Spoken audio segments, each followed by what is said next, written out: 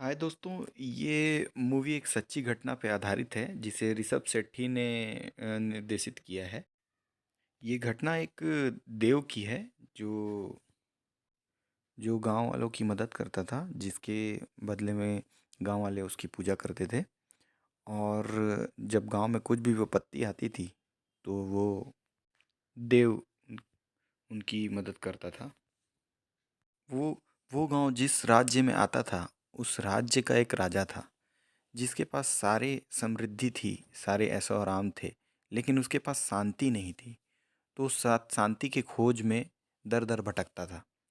तो उस राजा को पता चला कि इस गांव में एक ऐसा देव है जिसे कुछ भी मांगने से मिल जाता है, बस उसके बदले में कुछ वो जो चाहता है वो करना रहता है।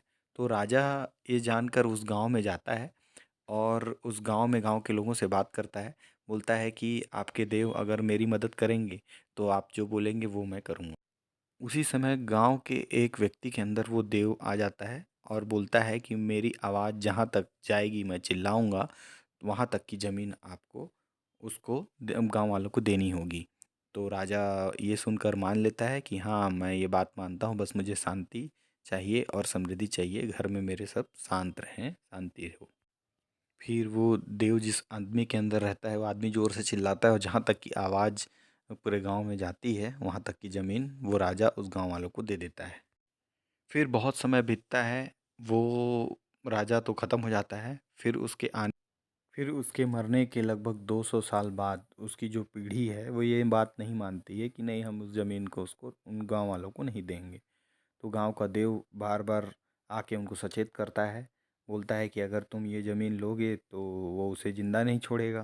लेकिन उसके पूर्वज जो आगे उसके वंश आते हैं उन लोग ये बात नहीं मानते हैं। तो वो जो देव रहता है वो आखिरकार उन लोगों को एक एक करके मार देता है। फिर लास्ट में जो उसकी पीढ़ी का एक व्यक्ति रहता है वो गांव वालों पे हमला कर देता है ज़मीन को लेने के लिए।